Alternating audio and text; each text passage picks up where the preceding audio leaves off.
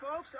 The Muppet Show is proud to present our very special guest, I hope, Weezer. Yeah! What's up, everyone? How's it going? Hope you're doing well on this Tuesday evening. We'll get started in just a second. Let me know how you're doing, where you're from. And press those hearts if you are excited for winter break coming on. Hit those hearts. Yeah, there they are. That's what I like to see. We are so ready for winter break. And if you're new to Periscope, you can hit the screen and get some fancy hearts. Those are always fun. And then you can swipe the screen, and you can share this on Twitter and let everyone know what you're up to tonight. And for our background music, our annual Weezer. I'm going to flip you around here in just a second. So let's see. Going in. Move on closer here. There we are. What's up, everyone? How you doing? Happy Tuesday, and thanks for joining us tonight. My name is Adam Dovico, and I'm a teacher / professor / author. I'm here in Winston-Salem, North Carolina, and big ups to North Carolina. I saw a few of y'all here. Wyoming has snow. Okay, so y'all, it's crazy here. Normally, like December in North Carolina, we get like coldish weather, maybe 40s, 50s. Y'all, it was 74, 75 degrees today. I don't know what's going on, but it's crazy. Y'all, you are in for a treat tonight. I'm so excited to have my buddy here. This is Scott Ertl. He's an amazing guy. You guys are going to be so blown away by this guy tonight. I'm so excited he's with me. So I'm going to let him kind of give a little background on who he is and what he does. And then I got something really cool to show you guys that he has come up with. So, Scott. Well, thank you, Adam. Welcome, everybody. I'm really honored to be here and be selected, and it's really quite a joy to be able to have some of your time to be able to share some fun ways to help kids be more active in school instead of passive. So many kids are active learners, but we expect them to sit still and be quiet where they miss out on being able to learn as much as they can. I'm an elementary school counselor for 18 years here in North Carolina, and the last 3 years I've been really developing fun ways to help kids be active in class. 5 years ago, I started the first program in the nation called the Read and Ride program, where kids ride exercise bikes while they read fun magazines and books. The movement helps them be able to make reading fun for them, especially for children who have reading as a learning disability, or they have attention problems or hyperactive or impulsive problems, and they need that extra movement to be able to help make learning fun for them. So in the course of learning ways to make learning fun, it's been interesting to be able to find different resources to be able to help teachers connect with kids so they can release that extra energy that they have. And you got all those bikes donated, right? That's all those right. Exercise bikes? Now, everything is 100% free. So the people that are trying to donate their bikes to the local Goodwill and Salvation Armies, oftentimes they won't accept those bikes because they don't want any kind of liability in the stores. Whereas those same donors will be more than happy to donate the bikes to your elementary school, and teachers can put an exercise bike in the corner of a classroom. And when little Johnny or little Adam here, Adam, you're not getting your work done, so if you can finish these next 5 problems, then I'll let you read and ride for 5 minutes. So it's a motivator for students to be able to get some of that work done that needs to get done, so then they can go get some movement and get them recharged or release some of that extra energy that they have when they come back to class and continue doing the next piecemeal of getting some work done. Yeah, how about that? Like, tricking kids wanting to exercise and fighting to get on the exercise bike. How cool is that, right? Yeah. So, all right, y'all, when I guess we met, maybe last spring? And the first time I met with Scott, we were just kind of getting to know each other and stuff, and he gave me his background. So you got to share your background. So I think it's the coolest thing ever. Like, all right, when I was little, for those of you who have heard me before, read my book or something, I wanted to be a professional wrestler, right? And sometimes those dreams just go away, and sometimes we have these things. But Scott has the ultimate achievement in life. I love it. You got to tell him what you did. Well, I actually ran away and joined the circus.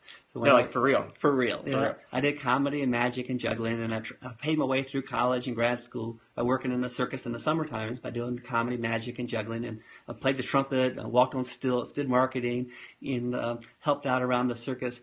And the fun part about the circus that a lot of people don't realize is how much family is invested in the circus. Many circus people do this for generation after generation. That's all they know, and that's the life that they continue to live for their children. So I was kind of the outcast in one way because I kept coming in for the summer and then I would leave and come back in for the summer and leave. And then when I finally graduated back in '92, I did the circus for 4 more years, year round, to finally get all the sawdust out of my blood, and then I ran away from the circus and joined an elementary school. Which is kind of like a circus, right? Exactly. I mean, still comparable. Principals, the ringmaster, the clowns, all that.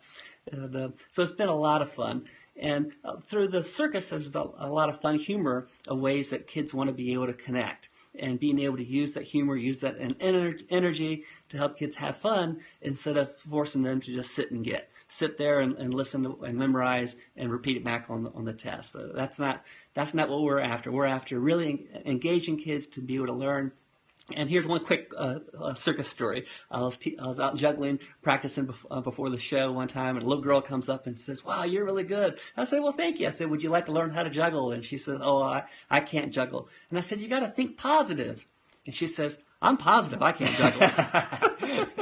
But she actually did. The power of positivity, right? Absolutely. So, give me a heart right now. Touch that screen if you have a student or your own child who just can't sit still sometimes. They just have to move. And I'll touch my own screen there because I can't even sit still sometimes, and teachers are the worst at this. And so I think it's awesome that Scott created something that really helps us out. And I'll give my own little testament to this because I have taught in classrooms now as I've traveled around the country. I've taught in classrooms that have these things in them. And so I want to show you guys what we're talking about. So you want to go over there and I'll kind of turn our camera around. So wait, I've crashed Scott's house tonight. So for those of you who've seen my house, this is a huge step up. So right now he sees Scott at a desk. And go ahead, tell him about what we got. So can they see the band? They sure can. So bouncy bands are a way for students to be able to bounce their feet or stretch their legs, or if they're a short child, just being able to set their feet on there instead of having to dangle. And the bands are suspended between the 2 legs of the desk, and the pipes keep the bands from sliding down to the floor. So when I was doing the Read and Ride program, the NEA did an article about the Read and Ride program, and they also incorporated other ways that people like to have movement in class. And one of the ways they talked about were yoga balls. Another way they talked about were standing desks. And one other teacher talked about using therapy bands or bicycle inner tubes, and they would tie knots. So I tried the yoga balls, but the kids would pop them, and you'd be out all that money, and the parents weren't going to buy a replacement yoga ball. And the standing desks were like $200, and we weren't able to afford that at our school. But I did try the local bike shop, and I was able to get some bicycle inner tubes that were donated. When people get a flat tire, they go to the bike shop, and the bike shop saves the old inner tubes, so you're able to use those and tie them on there. And I tried that, and they were a lot of fun until the knots would come untied or it would slide down to the floor. So there's always a better widget, and after lots and lots of experimentation and developing, these bouncy bands are made of a real heavy-duty rubber, and then the pipes themselves even have grooves on the side to keep the band from sliding down to the floor. So we have one model for desks like this, but some kids work in kindergarten or first grade, they don't sit at an individual desk, they sit at a big table. So many of the kindergarten teachers start saying, "Hey, we want some for little chairs." So I made the little bands with the little pipes, so even if you lift the chair up, the bands aren't going to fall off. They stay on there real solid. And the same band will fit on the kindergarten first grade chair as well as even an adult chair. So when kids are doing their homework at home, they can use a folding chair like this or even a kitchen dining room chair.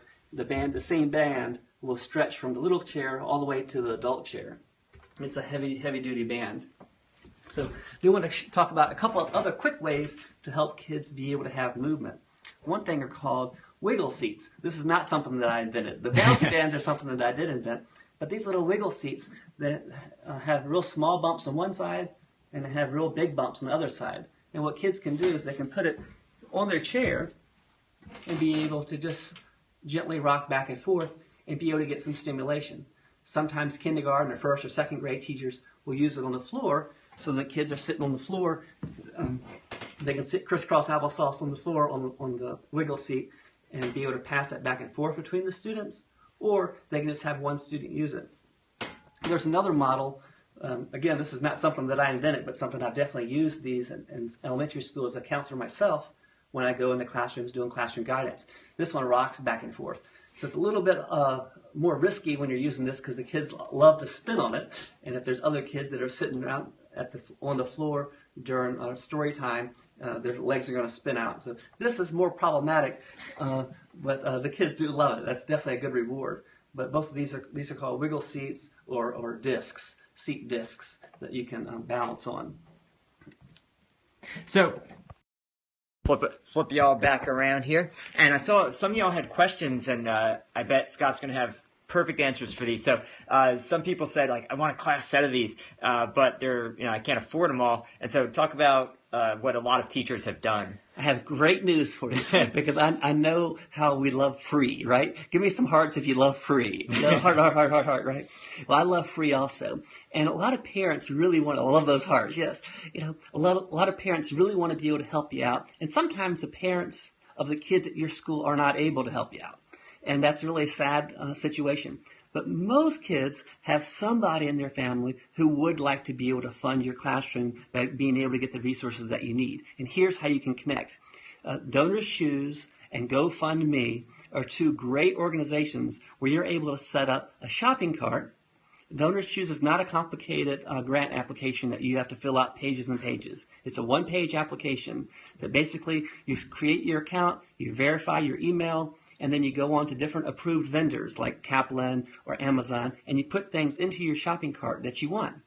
And then you have your link to your shopping cart that you share that with the parents of the kids at your school. So let's pretend that you bought one Bouncy Band or one resource supply that you wanted for your classroom. You tell all the kids, do you guys like these? Would you like to have one for everybody? And the kids say yes.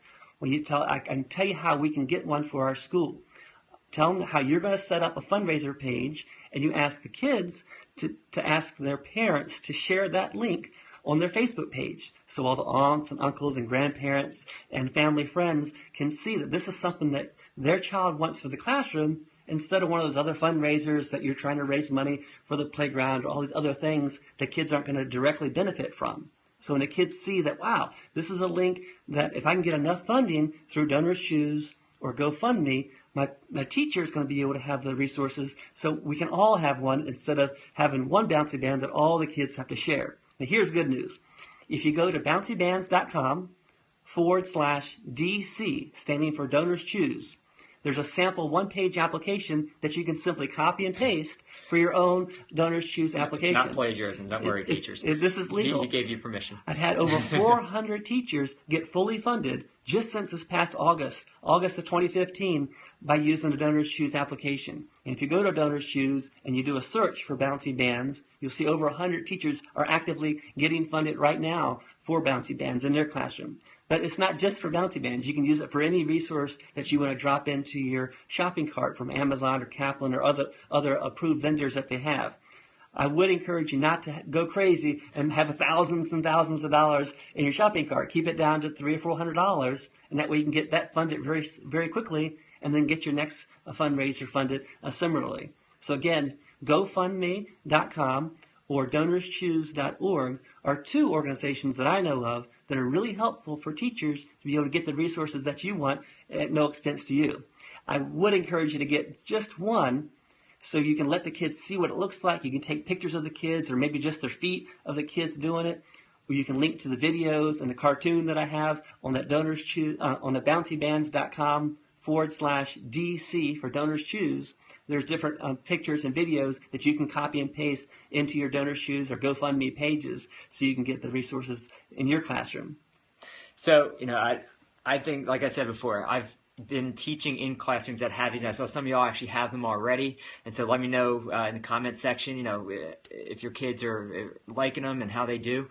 I I love it. I just have seen the students who need to move, they get a chance to move, and I think that's really cool. And so if you're interested, I hope you guys get a chance to check out Scott's Bouncy Bands and maybe solve a problem in your classroom. I think he has a little incentive for you too tonight, so good.